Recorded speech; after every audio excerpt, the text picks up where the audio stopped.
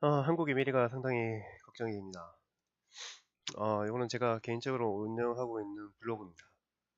주로 뭐 글은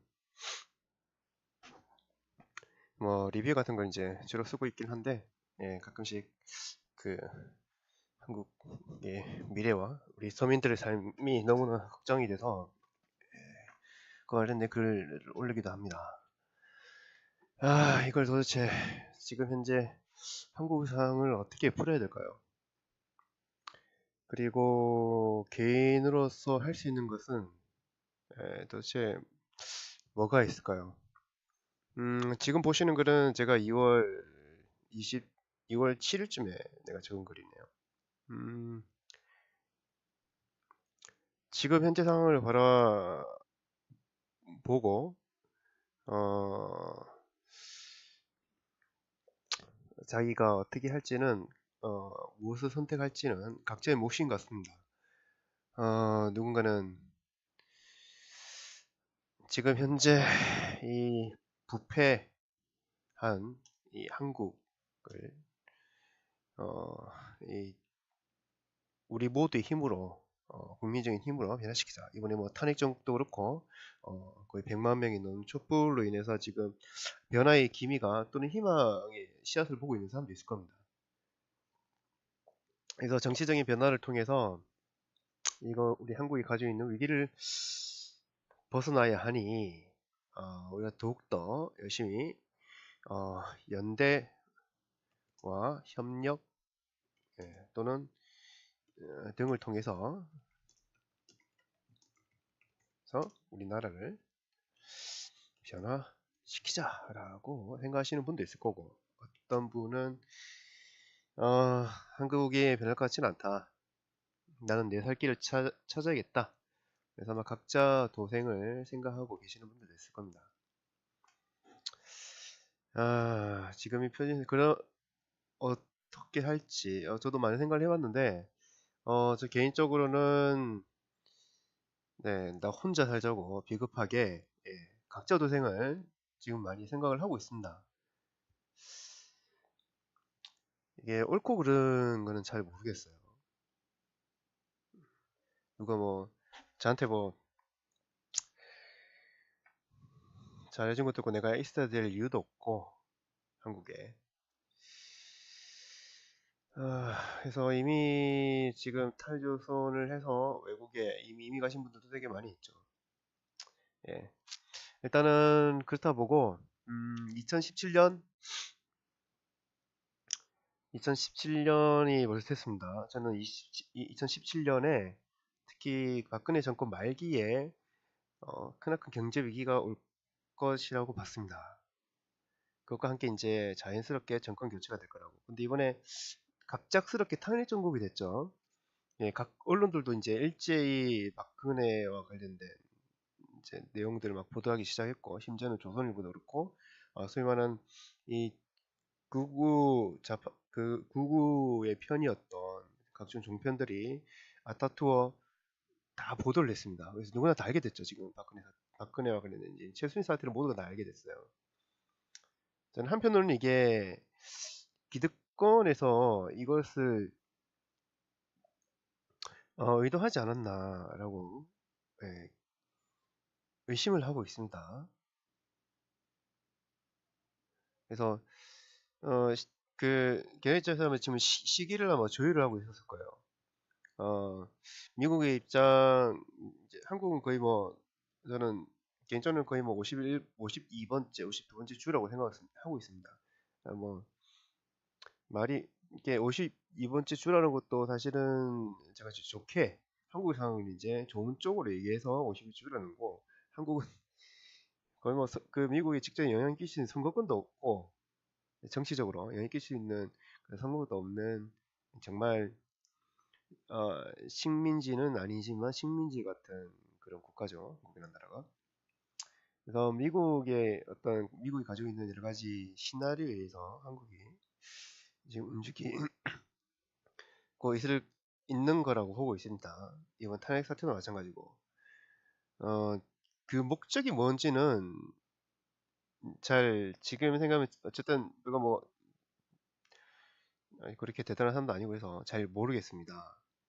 모르겠으나 앞으로 발생할 일에 대해서는 대충적인 짐작은 가요. 짐작은. 어쨌든 한국의 경제는 굉장히 어려워질 거고 이미 이제 그쪽으로 하고 있고 가계부채라든지 지금 기사 보면 지금 우울한 기사들이 굉장히 많이 쏟아지고 있습니다. 특히 이제 가계부채 같은 경우 보면은 잔액업 대출이 뭐 464조, 자산이 79조. 네. 뭐 1점만 넘어도 내 머리에서는 이게 짐작이 안 되는 수준인데, 예, 464조? 예, 뭐 지금 한국 금융연구원에 따르면 요금말 기준의 GDP 대비 가계부채 비율은 90%였다라고 지금 얘기를 하고 있죠. 영국, 미국, 일본, 프랑스, 독일 주에 비해서 아주 높은 수준이라고. 네. 미국의 부채가 이 정도였는데 그 부시 정권이 끝나고 난 다음에 말기에 예, 집을 잃어버린 사람들 되게 많았죠. 아니다. 그때가 리만 그 사태로 인해서 금융위기가 왔을 때, 금융위기가 왔을 때. 그때가 어쨌든 부시 대통령이 정확한 좀 시기전 잘 모르겠는데 어쨌든 얘들 너무 많이 해먹어가지고 전쟁으로 굉장히 많은 돈을 국민 세금, 피 같은 세금을 다 썼고 그 돈이 다 어디로 갔겠습니까? 군수업자들에게 다 들어갔겠죠. 그런 식으로 이제 다 빼먹고 난 다음에 그 고통들을 다 미국의 많은 서민들이 다 지게 됐죠. 물론 그 고통은 다른 여러 나라도 같이 졌습니다만 미국이란 녀석이 미국이란 나라의 특징이 어쨌든 그런 미국도 지금 78%인 상황인데 한국이 90%라고 하면 이거는 거의 뭐 장난이 아닌 수준이라는 얘기입니다. 부채 증가 속도도 더 빠르고요. 이자율이 더 높으니까.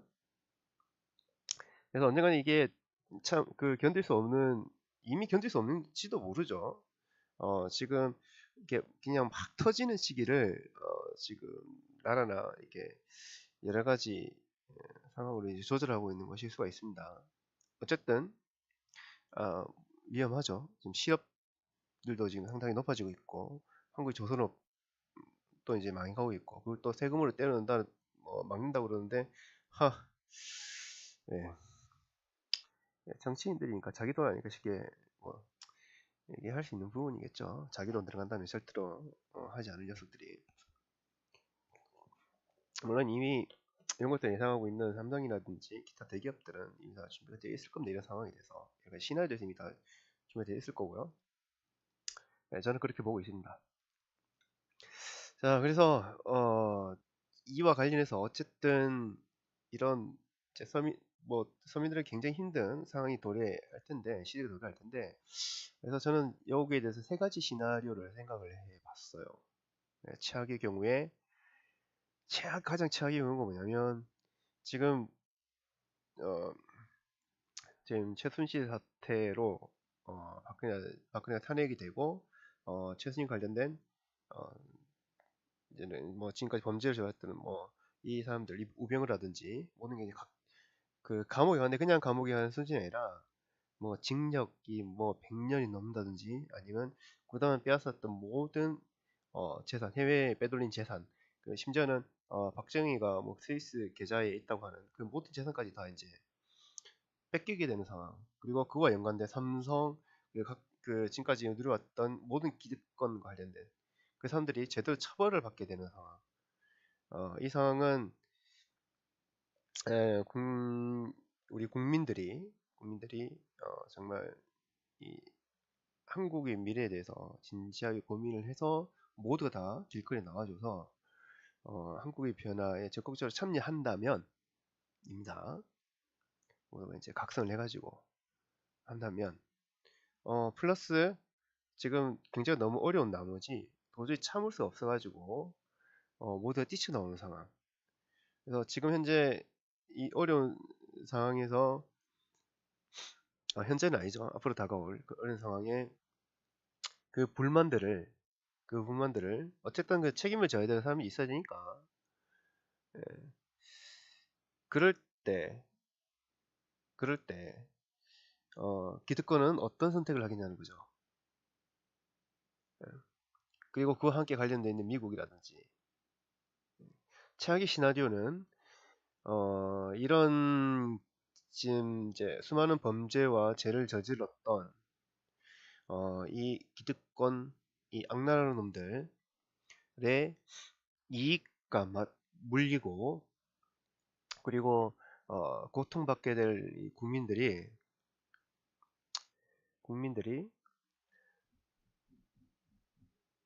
무언가 이제 이 지금 불만을 갖다 해소할 어떤 대상을 찾는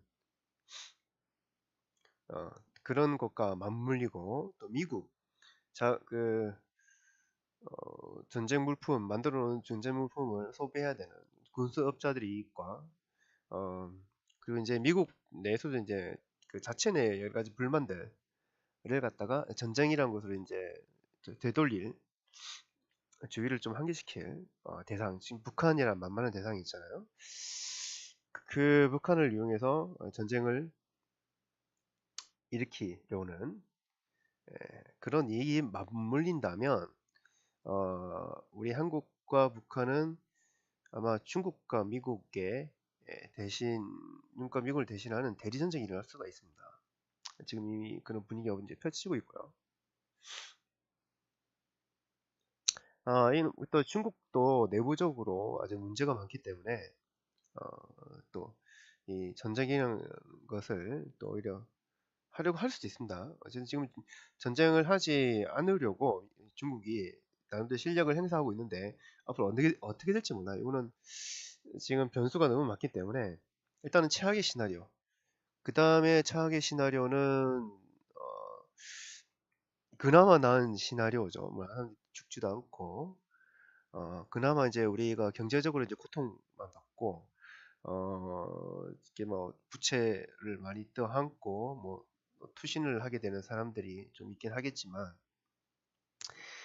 최악의 시나리오는 이런 이제 경제이 붕괴되고 자산이 붕괴되는 상황에서 지금까지 총알을 모아놓았던 이 자본가들이 전 세계 자본가들이 국내의 모든 국부와 개인의 그 자산, 부동산 이런 것들을 싹쓸이 해가는 상황이 되겠죠. 그다음 최선의 시나리오는 뭐냐면 가장 좋은 시나리오는 역시 우리 모두 국민의 힘으로 한국의 혁명적인 변화가 일어나는 겁니다.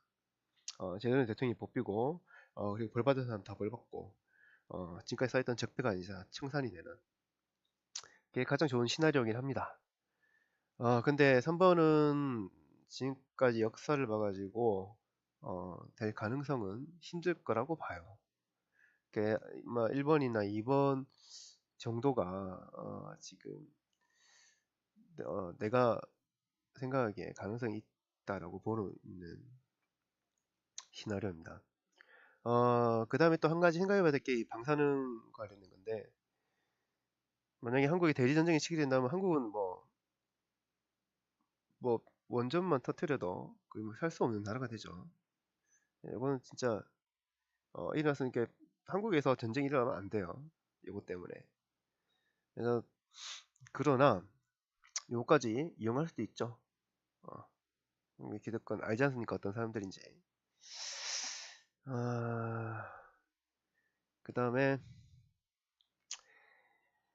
좀 부동산은 이미 지금 상황을 다 알 거라고 봅니다. 뭐 서울 지금 최고에 지금 발악을 하고 있긴 한데 이미 떨어질 거라 봐요. 그와 관련해서 이제 뭐 박홍희 동영상이라든지 기타 동영상들을 쭉 참조해 보면 지금 한국이 어떤 방향으로 하게 될지는 부동산 관련해서 말이죠. 어쨌든 내려가야 됩니다. 언제까지 맞출 수 있을까요? 언제까지? 지금의 가격은 언제까지? 게다가 기대권이 또 그것도 원하지 않고 가격이 떨어져 이제 자기도 다시 쓸어 담을 거 아닙니까? 다시 이제 올렸다가 다시 팔고 그런 일이 계속 반복해야 되는데 그 와중에 결국에는 피해를 보는 거는 우리 서민들밖에 없죠. 돈 벌면 뺏기고 돈 벌면 뺏기고 돈 벌면 뺏기고 조선시대도 그렇고 뭐 언제 안 그랬냐마는 자 그러면 이런 상황에서 우리 개인들은 어떤 선택을 해야 될까? 응, 도대체 뭘 해야 될까?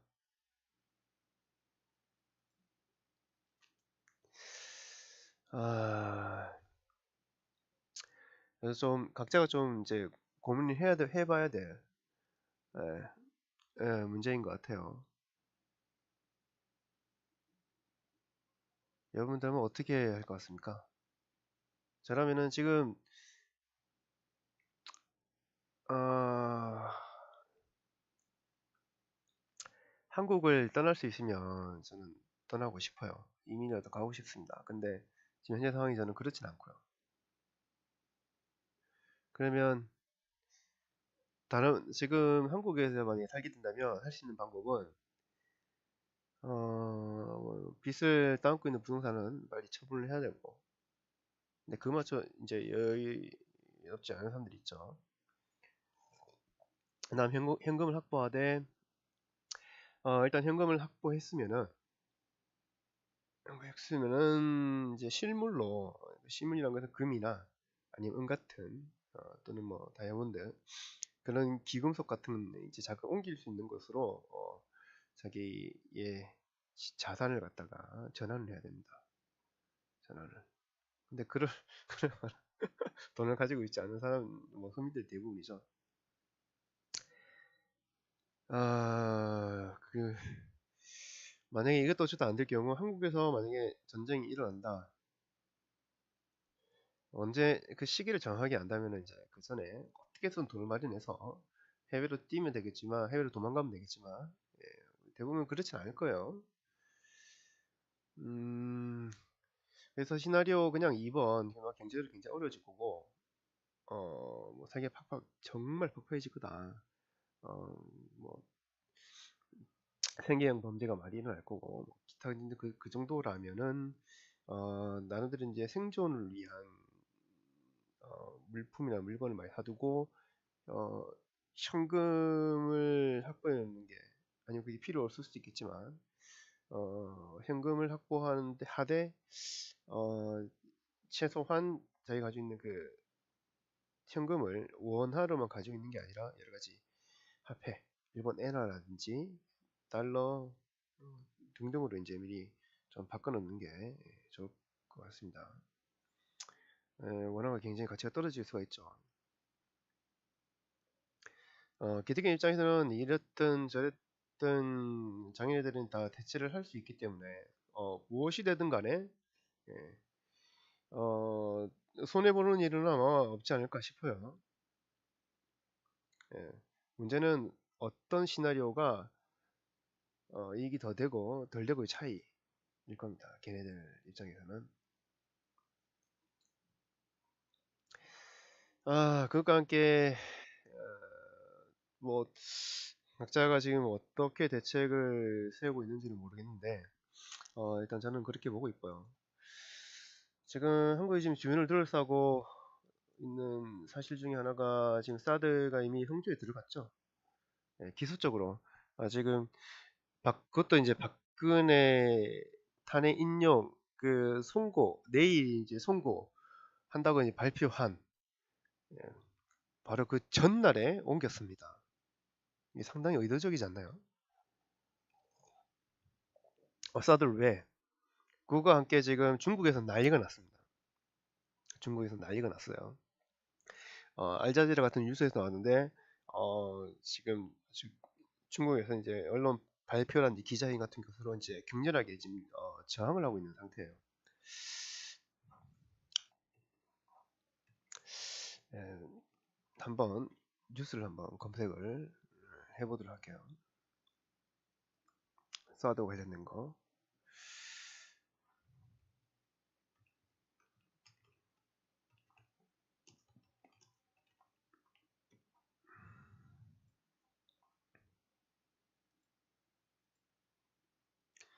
그 다음에 중국의 예,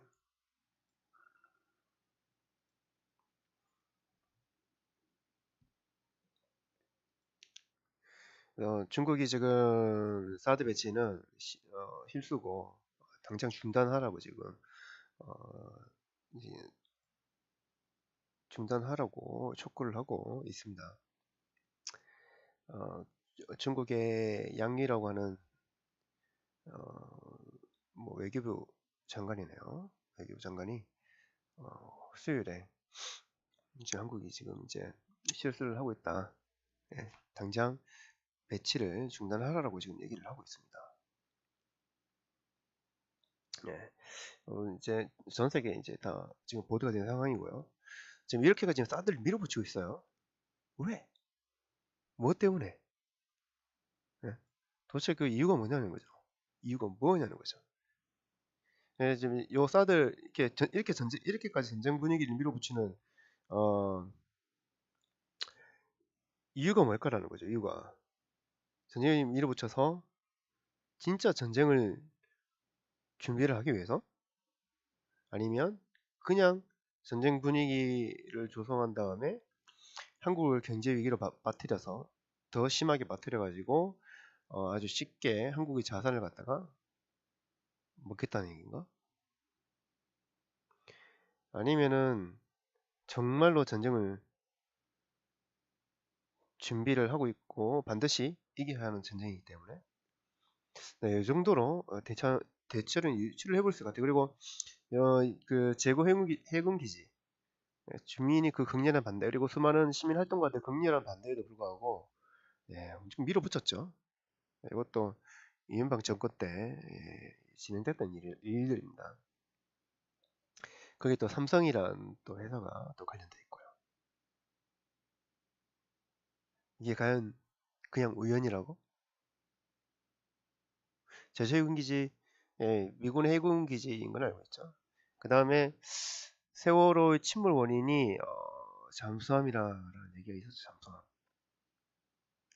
그리고 그 승객이 자선인지 모른다는 얘기가 있었고, 그걸 또 숨기기 위해서 그 엄청난 일들을 했었다는 것. 왜? 왜 그랬을까요? 그리고 이번에 최순실 사태와 탄핵 정국. 이번 최순실 사태가 이게 어, 밝히기 싫었는데는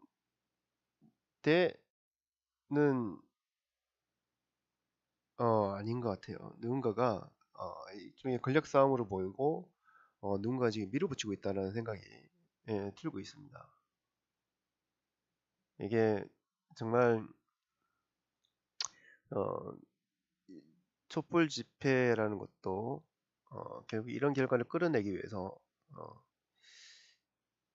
언론들이 다 부추겼기 때문에 이 정도까지 된 것이 아닐까라고도 생각을 하고 있습니다. 그래서 지금 뭐랄까, 지금 이게 탄핵 정국이 이게 시간을 조율한다는 느낌이 들어요. 그래서 탄핵이 만약 인용이 된다면 박근혜는 이제 더 이상 이제 그 자리에 있지 않게 되고 한국은 이제 대선이라고 하는 대선 전국으로 이제 끌려가겠죠. 그 사이에 또 공백 기간도 있을 거고, 도대체 미국이라는 나라는 도대체 뭘 준비를 하고 있는가, 한국에 대해서. 그 시기를 어디를 보고 지금 이 상황이 조성되고 있을까? 정말 궁금합니다. 정말 궁금해. 지금 이 상황에서 저는 아무리 늦어도 이번에 대선으로 대통령이 또 다른 대통령이 이제 확정되기 전까지는 만약에 나라면은 어떻게든 돈을 마련해서 일단 해외에 피신해 있을 것 같아요. 나가서 지금 현재 가장 안전할 만한 나라를 나름 찾아볼 거고, 그래서 거기에 가 있다가 한국에 지금 대선 지나가는 거 보고 지켜보다가 한국에 들어오는 방법이죠. 여러 가지 조건을 생각했을 때 가장 적절한 곳은 태국이라는 태국.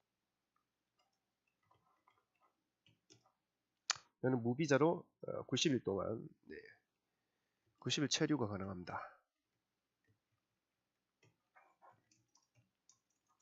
그래도 주변국에 잠시 나갔다가 뭐 비행기 잠시 나갔다가 좀 여행하다가 다시 들어가면 다시 90일이죠.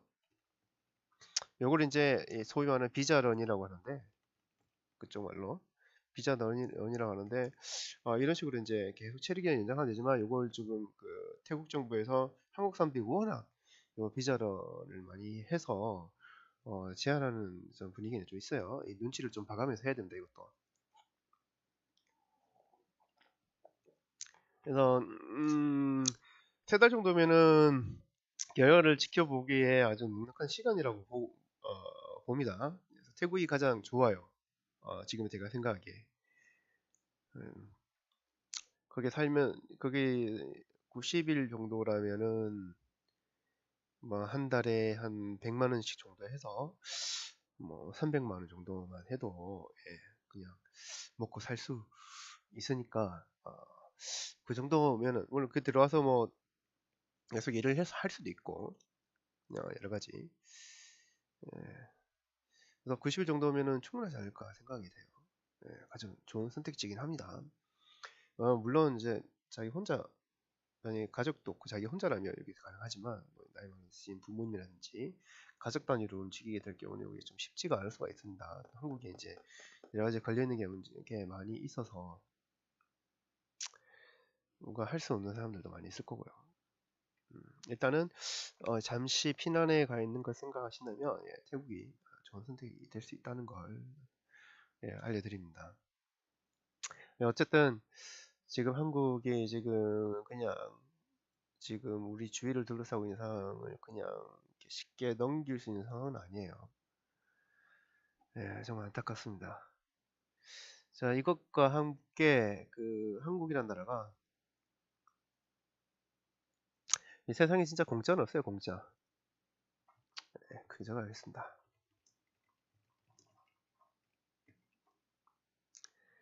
누군가가 크다란 이익을 보면 누군가는 반드시 손해를 봐야 됩니다. 특히 이 돈, 금전적인 이익과 관련된 것은 반드시 그래요. 왜냐면 그렇지 않으면은 모두가 다 이익을 본다는 얘기는 그 자체가 말이 안 돼. 왜냐면 돈이 누군 대부분의 사람이 돈을 많이 가지고 있다는 얘기는 합의까지 떨어진다는 얘기고, 결국에는 제자리 걸음이라는 얘기거든요. 이 돈이라는 것 자체는 차이로 인해서 그 힘을 발휘하는 거기 때문에 많이 가진 자와 적게 가진 자, 예, 애초부터 애초부터 그런 건 말이 안 되죠. 소위 말하는 트리클 다운이라고 해서 그 한국어로 뭐라 하는지 모르겠네. 영어로도 철자도 잘 모르겠네요. 어쨌든 트리클 다운이라 해서 이렇게 뭐 부자들이 돈도 많이 더 벌게 되면 그 돈이 결국에는 내려 하위로 내려간다라는 그런 이론인데, 그래서 말이 안 되는 겁니다. 그는 애초부터 하위 가난한 사람들이 더 가난하고 젊은이들이 더 고생을 하고 더 빚을 말려서 쇠 빠지게 더 많은 일을 해야 더 많은 이익이 생깁니다. 세상이 더 많은 사람들이 가난할수록 일부 소수의 부자들은 더 많이 부자가 돼요. 그런 세상입니다. 우리가 지금 뭐 최저임금 올려달라, 음, 최저임금 올려달라, 정규직 위정규 철폐해라, 들어주겠습니까? 그 얘기 무슨 얘긴데? 최저임금 올라가면 자기가 기득권 입장에는 자기한테 돌아오는 이익이 적어진다는 얘기예요. 그 수준을 계속해서 조절하는 거죠. 물가 상승이라든지 그런 거에 대비해 가지고 최저임금이 오른다는 얘기는 시중에 풀리는 돈이 더 많아진다는 얘기고 화폐 가치가 더 떨어진다는 얘기예요. 화폐가 같은 돈으로 할 수 있는 일이 더 적어진다는 얘기예요. 얼마나 싫어하겠습니까? 게다가 뭐 비정규직이 없어지면 부려먹기가, 특히 젊은이들 부려먹기 힘들잖아요. 젊은이들이 지금 빚도 없고, 예, 좀 먹을 거면 이렇게 어느 정도 된다. 예, 그런데 뭐 지금 회사 들어가가지고 시키면 시키는 대로 자존심 다 상하면서 일을 하겠어요? 어쨌든 자, 여기는 넘어가고, 지금 한국에 얼마나 이게 자본을 위해서 있는 나라인지, 그리고 한국의 부동산, 특히 아파트 가격이 이렇게 왜 비싸야 하는지, 이게 이제 설명이 되어 있습니다. 한국에 이제 보면 땅부자, 건설업자, 이 금융 자산가, 돈을 많이 가지고 있는 사람들, 이 사람들과 이렇게, 그리고 이제 한국의 정치 권력자들, 이 다 연관이 돼서 부동산 가격이 비싸야 서민들은 은행에서 돈을 빌리게 되고, 그게 이자를 받아먹고 은행은, 그리고 건설업자도 은행에서 돈을 빌려가지고 그 그러니까 좀 아파트 같은 거 이제 건설을 하지 않을까요? 그래서 생긴 수익, 서민이 또 주는 수익이 생기면 또 은행은 또 돈을 벌게 되는 거고. 그리고 이제 금융자산가들은 이 건설업자한테 뭐 돈을 뭐 이렇게 투자를 해가지고 돈을 벌기도 하고, 그죠? 그리고 이 정책 결정자들은 이제 여기 더 잘 될 수 있도록 막 도와주는 거죠. 뭐 DTI 규제 같은 것도 해제를 하고 뭐 완화해 준다든지, 예. 나중에 문제가 생기면은 뭐 이렇게 어떻게 문제가 생겨서 뭐 이렇게 감옥에 가게 되더라도, 예. 그래서 다 풀어주기도 하고, 예. 죽어나는 건 서민들밖에 없는 겁니다. 사람들. 그래서 은행에 돈 빌려서 내내 은행을 위해서 일을 하죠. 예. 그 1억을 빌릴 경우에 뭐 5% 이자라고 해도 장난이 아니기 때문에 매달 은행을 위해서 일을 하게 됩니다. 그래서 한국은 특히 은행이 굉장히 돈을 많은 구조로 되어 있어요. 뭐 학비로 은행에 또 대출하는 것도 그렇고, 심지어는 소위 이제 서민들 도와준다고 해가지고 저금리로 갖다가 이제 뭐돈 빌려주는 거, 결국은 대부업이잖아요, 그것도. 은행한테 돈을 은행한테 돈을 계속 벌어다 주는 거죠. 도와주는 척 하면서, 도와주는 척입니다. 도와주는 척. 결국엔 은행에 돈을 벌게 돼 있는, 금융자산가가 돈을 벌게 돼 있는 시스템이에요. 주택 가격이 싸지면 적정하게, 그러니까 우리 지금 뭐 한 달에 200만 원씩도 벌어가지고 한 1, 2년 정도 고생을 하면 집을 살 수 있다가 되면 누가 은행에 돈을 빌리겠습니까? 누가? 예. 게다가 그러면 금융자산가들은 돈 벌 수 있는 이익 수익이라든지 그 금액이 이제 제한되는 거죠. 자, 게다가 이제 세금 수익도 줄어들기 때문에 서로 윈윈이죠. 정책 결정자들도 윈, 은행도 윈, 그다음에 건설업자라든지 기타 자본가들도 윈윈윈. 서민만 이제 주고 나는데, 여기 이제 계속 유지 가능한 시스템은 아니에요. 결국에는 언젠가는 터지게 되어 있는 시스템이죠. 계속 부채가 쌓이고 쌓이다 도저히 일을 해도 갚아낼 수 없는 그 단계가 되면은, 서민들은 무너지게 되는 거고, 일본의 옛날 그 잃어버린 10년 같은 꼴이 나는 거죠. 지금 이제 그 뭐랄까 인계 지금 지점에 지금 조금씩 다가가고 있는 것 같아요. 한국이라는 나라가. 지금까지 이 정도의 어떤 위기를 한국이 겪은 적이 있을까? 뭐 전쟁에 비할 건 아니고. 만약에 그렇다면 한국이, 여러 가지 지금 생각들이 머리에 교차를 하고 있습니다. 더 많이 공부를 뭐 해야 되는 것도 있긴 하지만,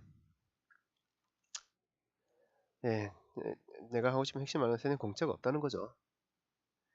결국 은행이라든지 자본가라든지 이런 이제 이렇게 많이 헤쳐먹은 그 이익과 그 편리함, 그 많은 혜택들, 결국 이거는 누구에게로? 서민의 피와 눈물과 고통으로 고스란히 되돌아갑니다. 그리고 이번에 대선이 치러지고 그 정권을 이제 가진 사람은 또 죽으라 희망을 얘기하면서 한국을 다시 건설하자고 그러겠죠. 그러면서 뭐 눈에 보이는 시간을 그리면서 이제 한국 이제 국민들과 서민들 다시 다독여가지고 허리띠 졸라매고 열심히 일해서 이제 뭔가 좀 벌어다 놓으면 또 뭐 하겠습니까? 양털을 깎아야죠. 또 수탈이 시작되는 거죠. 지금 생각은 너무 암울하긴 한데, 여러분들은 어떤 선택을 하셨습니까? 어떻게 하실 겁니까? 결국엔 선택은 여러분들의 몫이에요, 여러분들. 지금 이 상황을 제대로 인지를 하지 못하고 있는 사람들도 꽤 많이 있을 겁니다. 지금 현재 뭐 살아가는 게 너무 급해가지고 애들 밥 먹이고 입히고 한다고 정신이 없어서 지금 회사에 목을 매달고 열심히 일하는 사람도 있을 거예요. 지금 그러다가 이번에 실직, 조선업 같은 경우는 그러다가 이번 사람이 실직이 됐죠. 그 사람이 매상했으면 그 기술 다녔겠어요? 절대로 그렇지 않죠. 그래서 위기란 것은 그런 식으로 다가오는 것 같아요. 특히 서민들에게는 예상하지 못한 때 다가와서 대책 없이 그렇게 그냥 당하기만 하는 상황이 벌어질 겁니다. 문제는 얼만큼의 규모로 얼만큼 많은 사람들이 그 상황에 맞닥뜨리게 되냐인데, 구체적인 통계는 지금 내가 내 손으로 구할 수도 없고 잡을 수도 없겠지만 누군가는 어느 정도 대충 짐작을 하고 있을 거예요. 결국에 이제 돈 있고 권력 있는 사람들은. 그래서 이걸 갖다가 어떻게 대처할지에 대해서 각자 이제 시나리오는 짜놓긴 짜놨을 텐데, 지금 생각하면 너무 암울하긴 암울합니다. 어떻게 해야 될까요?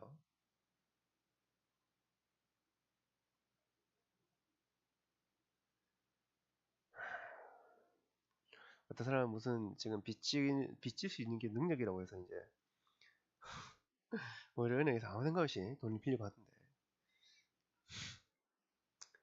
어이가 없습니다. 어이가 없어요.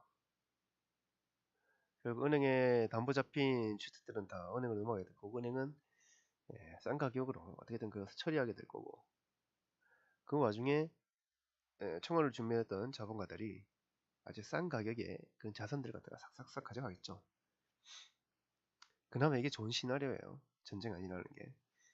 그래서 자본가들이 다 싹 쓸어갔다가 다시 이제 한국 경제를 키우면서 서민들한테 임금도 주고 돈도 주고 일자리 주고 해서 또 주택 가격을 높이고 부동 가격을 높였다가 다시 위기를 만들어서 싹쓸이하고, 언제까지 이런 양떡 깎기가 진행될지는 잘 모르겠습니다. 자, 오늘 여기까지. 각자 나름대로 준비를 잘 하길 바랍니다.